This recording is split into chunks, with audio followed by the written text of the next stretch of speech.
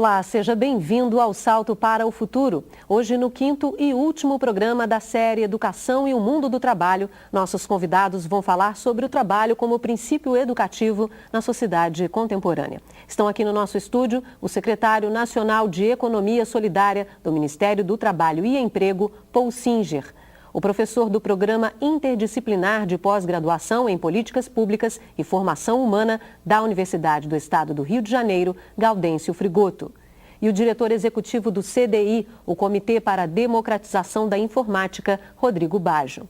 Você também pode participar do Salto ao vivo, veja como. Mande já a sua mensagem. Você pode participar do Salto ao vivo pelo telefone 0800 21 6689. Via internet, salto@tvebrasil.com.br ou ainda pelo fax. Disque o código da operadora, o DDD 21 e o número 2232-3271. Nosso fax e e-mail estão 24 horas à sua disposição. Você também pode entrar em contato conosco pela Caixa Postal 50050, CEP 20062-970. Envie suas perguntas, relate suas experiências. Participe!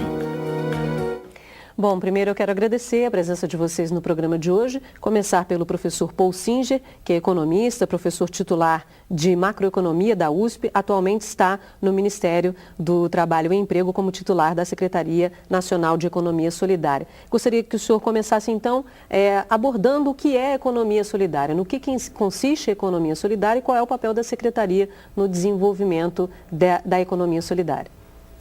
A economia solidária é uma forma de organizar atividades econômicas em empreendimentos, em cooperativas ou associações que têm por característica a radical igualdade entre todos os participantes.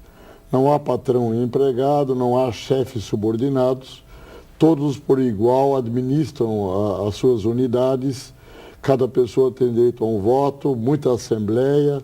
Quando há necessidade de ter encarregados de alguma coisa, eles são eleitos pelos demais e eles coordenam, mas não mandam. Ou seja, é uma forma completamente diferente da convencional de organizar atividades econômicas. No momento de grave crise do mundo do trabalho, como nós estamos passando no Brasil e em muitos outros países, com desemprego em massa e uma forte exclusão social, as pessoas têm grande dificuldade de achar algum trabalho que dê renda para eles. E aí, quando se associam, eles acabam criando economia solidária. A economia solidária é muito maior do que se imagina em nosso país. A Secretaria Nacional de Economia Solidária do Ministério do Trabalho está fazendo um mapeamento da economia solidária no país e encontrou mais de 20 mil empreendimentos de todos os tamanhos, desde gigantescos até muitas pequenas associações de pessoas, de recicladores de lixo, como nós vamos ver, de artesãos, de camponeses e assim por diante. Nós estamos calculando, o mapeamento não está completo ainda, que mais de 2 milhões de pessoas ganham a vida na economia solidária. Tá certo. Gostaria de passar agora para o professor Gaudêncio Frigoto. O senhor coordena um projeto de pesquisa sobre educação tecnológica e o ensino médio, concepções, sujeitos e a relação qualidade-quantidade. Como falar do trabalho, então, como princípio educativo diante de uma crise, dessa crise do emprego e também da precarização do trabalho? Sem dúvida, é muito difícil falar o trabalho como princípio educativo, porque no senso comum tem se confundido muito a crise do emprego com a atividade criativa do próprio homem, transformando a natureza, matérias para a sua sobrevivência. A ideia fundamental do trabalho como princípio educativo é de que, como todo ser humano precisa comer, vestir-se, é um ser de necessidades, é fundamental que todos se socializem na ideia que o trabalho é um direito e é um dever. Mas o trabalho também tem uma dimensão pedagógica, no sentido de que o trabalho nos ajuda a conhecer, praticar. Então são duas dimensões que, com a crise do desemprego, do emprego, e com o problema da precarização do trabalho, ficam tremendamente, digamos, mutiladas.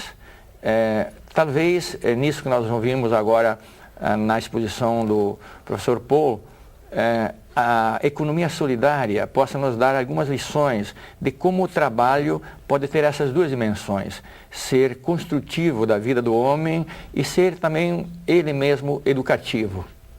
Tá certo. Rodrigo Baggio, como disse, diretor executivo, fundador do CDI, que é o Comitê para a Democratização da Informática, que é uma organização não governamental, presente em 19 estados brasileiros e também em outros países. Eu gostaria que você contasse um pouquinho essa história do CDI, como é que o CDI se organiza, qual é o trabalho do CDI e também por que é importante democratizar a tecnologia, as novas tecnologias, principalmente diante dessa crise de emprego.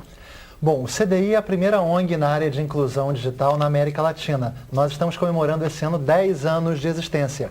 E a missão do CDI é promover a inclusão social através da inclusão digital, utilizando as tecnologias da informação e comunicação como ferramentas cidadãs para transformar vidas e desenvolver comunidades de baixa renda. E nós realizamos a nossa missão através das escolas de informática e cidadania, que são escolas informais que o CDI cria em parceria com organizações comunitárias que tenham credibilidade e idoneidade. Então, nesses 10 anos de existência, nós criamos 965 escolas de informática e cidadania, como foi dito, em 19 estados brasileiros e 9 países.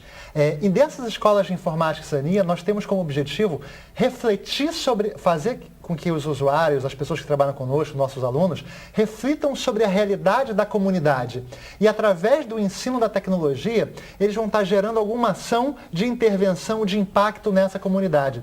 Então, para a gente é muito importante a associação da informática com a cidadania, principalmente nos dias de hoje, em que nós estamos vivendo uma nova era, que é a era da informação e do conhecimento. Então, as pessoas que estão à margem dessa nova sociedade estão à margem dos benefícios que as novas tecnologias podem trazer na área de educação, de trabalho e de entretenimento também. O que nós queremos fazer é reduzir esse apartheid digital, essa legião de excluídos tecnológicos que estão à margem dessa nova sociedade. E propor um uso social, um uso cidadão das novas tecnologias. Tá certo. A primeira participação de hoje é do Luciano, do Tocantins. Oi, Luciano. Boa noite a todas as pessoas que participam do Salto para o Futuro, aqui do Teleposto, da Escola Estadual Joaquim Francisco de Azevedo, em Taipas do Tocantins. A pergunta é direcionada ao professor Gaudêncio. Partindo da ideia que o trabalho pode ser ou não educativo, dependendo das condições em que se processa, e fazendo uma relação com as atividades desenvolvidas pelos educadores e alunos em condições precárias, com baixos salários, salas superlotadas, desconfortáveis, sem equipamentos, etc., poderíamos concluir que essa forma de trabalho não constitui uma ação educativa? Boa noite, obrigado. Muito obrigada, Luciano, pela sua participação. Aliás, você estava sumido aqui do Ao Vivo. Que bom que você retornou, viu? O Murilo conta com você na semana que vem na série sobre palavra, a palavra na educação. Obrigada, Luciano. Professor Gaudêncio. Luciano, de fato você narra para a gente condições que são extremamente precárias e, portanto, são também deseducativas. Entretanto, mesmo nas situações mais precárias, se a gente entende a atividade humana, o trabalho humano como criador, ele tem dimensões também positivas. Nós sabemos como professores que, apesar das dificuldades, nós criamos condições para fazer um trabalho também educativo. Então, eu sempre digo nos debates com professores e alunos que nós temos que trabalhar na contradição. Nós não podemos desistir de dar aula porque as condições são precárias. Temos que fazer uma travessia, assim como nós temos que fazer uma travessia na sociedade em cima dessa crise do desemprego, a crise do trabalho, buscar novas formas de sociedade, de organização da sociedade, para que o trabalho se torne educativo. Essa travessia se dá na contradição e na luta. A Ivoneide de Goiás participa agora. Oi, Ivoneide. Boa noite, eu sou Ivoneide, do Teleposto Cora Coralina, cidade de Goiás. E nossa pergunta foi feita pela professora Aparecida. Ela pegou no texto que eu vou falar. O trabalho ou as atividades a que as pessoas se dedicam são formas de satisfazer suas necessidades que, por sua vez, são fundamentos dos direitos estabelecidos na vida de uma sociedade. Que direitos são esses? São os direitos de toda pessoa e alguns especiais das crianças e dos jovens. direitos pelos quais os trabalhadores vêm lutando nos últimos séculos. Pergunto, realmente, que direitos são esses? Como nós, educadores, poderemos trabalhar esse direito e o prazer de trabalhar esses benefícios numa sociedade que a todo momento deparamos com pessoas desonestas que instalam em nossos governos?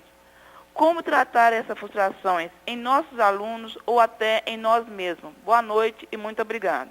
Muito obrigada, Ivoneide, você que participou durante toda essa semana nessa série. Obrigada, viu? Professor Paul. A questão que a Ivoneide levanta, que é a questão dos direitos do trabalhador, eles são muitos e estão hoje consignados na Constituição, no artigo 7º, são 32 direitos diferentes, mas eles todos dependem do trabalhador ter trabalho. Se ele não tiver trabalho, esses direitos todos não existem para ele. No entanto, a Constituição indica que um dos deveres do Estado é garantir, ou pelo menos permitir, possibilitar que todo brasileiro tenha trabalho. E isso não é impossível. Com outras políticas econômicas, fazendo o país crescer com mais vigor, como aliás muitos outros países estão crescendo, haveria menos desempregados, bem menos desempregados e bem menos excluídos. Além disso, políticas de criação de trabalho e renda, de geração de trabalho e renda, sobretudo políticas de apoio a microempreendimentos, a associações, a cooperativas, contribuem consideravelmente para que o direito ao trabalho se concretize e, através disso, outros direitos derivados de ter trabalho também sejam possíveis. A participação agora é da Josiane, aqui do Rio de Janeiro. Oi, Josiane. Oi, eu sou a cursista Josiane, do Teleposto de Paraíba do Sul. Nós estamos em recepção organizada com a orientadora Rose, no Colégio Estadual Lions Club. Nós gostaríamos que os especialistas comentassem, dentro do contexto do programa, a seguinte frase da música do Fagner: e sem o seu trabalho, o homem não tem honra, e sem a sua honra, se morre, se mata, não dá para ser feliz. Obrigada. Muito obrigada, Josiane. Você e todo o pessoal de Paraíba do Sul. Obrigada. Até semana que vem no Ao Vivo, tá bom? Rodrigo, fique à vontade. Quando a gente fala em trabalho, eu vejo que um grande desafio que a gente tem é que muitas pessoas, quando a gente fala em trabalho, pensam em emprego. E a questão do emprego é uma questão estrutural. Muito embora ONGs e a sociedade civil organizada, e empresas e governos busquem gerar novas posições de trabalho, essa é uma questão estrutural. Por isso eu aposto muito em ações pedagógicas que estimulam as pessoas de baixa renda a gerarem algum tipo de ação produtiva, né? A economia solidária. Então, por exemplo, a gente tem uma escola de informática e cidadania que fica a 800 quilômetros de Belém, capital do Pará. E nessa escola de informática e cidadania, os nossos alunos, no processo de reflexão sobre qual que é o desafio da comunidade que eles vivem, perceberam que o desafio era a questão do trabalho. Porque nessa cidade muito pequena, a prefeitura e o mercado eram responsáveis pelas posições de trabalho e as posições já estavam preenchidas. A partir dessa reflexão, a iniciativa gerada através da aplicação da proposta pedagógica do CDI, a proposta pedagógica do CDI, ela é inspirada na pedagogia, né, de Paulo Freire, fez com que os jovens se organizassem, percebessem que eles podiam fazer alguma coisa para transformar essa realidade. E eles criaram 3 microempresas dentro da Escola de Informática e Cidadania. Uma microempresa que trabalha com venda de produtos da floresta, outro artesanatos e outra produção de móveis, tendo como base esse tipo, os produtos da floresta. Então a gente tem assim, uma série de experiências dentro da nossa rede CDI, em que faz com que a gente acredite cada vez mais que esse empoderamento, esse fortalecimento dessas pessoas, faça com que eles possam estar gerando os seus próprios negócios, as suas próprias cooperativas e, com isso, participando do processo, né, de trabalho e de geração de renda nessas comunidades. O trabalho dignifica o homem. Essa música do Fagner eu não conhecia, mas eu achei bastante interessante. Eu acho que é muito importante a gente se inspirar nessa frase e estimular as pessoas e cada vez mais as escolas para canalizarem o processo educativo para coisas mais diretas, como o trabalho, né? Enfim, impacto mais direto na vida dessas comunidades. Professor Paul Sidney queria comentar. Não, eu queria fazer um acréscimo, eu estou inteiramente de acordo com o que o Rodrigo acabou de dizer. É que a música do Fagner mostra de uma maneira muito clara e dramática o crime que se comete quando se nega a possibilidade da pessoa participar da produção e do consumo coletivos. o que lhe resta? Ou vai para o crime, ou vai para a mendicância. Enfim, não há nenhuma alternativa humana. Então, realmente a questão da exclusão social é extremamente dramática no Brasil, em outros países mais ainda, eventualmente. E precisamos encontrar maneiras da educação. Esse é o exemplo concreto que o Rodrigo acabou de citar. Quer dizer, é uma escola que leva ao trabalho, que gera trabalho, gera inclusão social e gera cidadania. Eu queria fazer uma pergunta da Maria José Barreto, de Bacabal do Maranhão, que ela pergunta o que a escola pode fazer para mudar as condições de vida da comunidade na qual essa escola está inserida, professor Gaudêncio. Eu acho que o exemplo que nós acabamos de ouvir é um exemplo. Agora, a escola tem uma função muito mais ampla que isso também. A escola é um direito social e um direito subjetivo. A escola básica, como o Gilberto Gil diz, a Bahia deu-me a régua e o compasso, o resto eu faço, numa música dele, né? Então, a escola básica é esta régua e compasso, não tomar o pé da letra, né? Que dá uma base para a vida, né? E a escola também pode ter esse tipo de iniciativa que a gente aqui sinalizou. Mas eu acho que a escola, sobretudo, tem um papel de ajudar as pessoas a se emanciparem, no sentido de que elas, se organizam e lutam, elas podem lutar por direitos, elas podem lutar para mudar o próprio curso da economia. Ao invés de uma economia concentrada, digamos, em poucos empreendimentos, que veja que a economia pode se voltar para toda a sociedade para cumprir isso que o Paulo dizia que é um direito sem o qual o ser humano começa a morrer, é mutilado. Inclusive, a sociedade tem uma visão muito negativa das pessoas que reagem a isso. Eu prefiro uma pessoa que reage de todas as formas do que se deixa, digamos, subsumir no alcoolismo ou na sarjeta. Então, a educação tem este papel de dar às pessoas a capacidade de se organizar e ter a base para disputar o seu direito na sociedade. Ok, no próximo bloco vamos saber como as novas tecnologias influenciam o mundo do trabalho. Até já.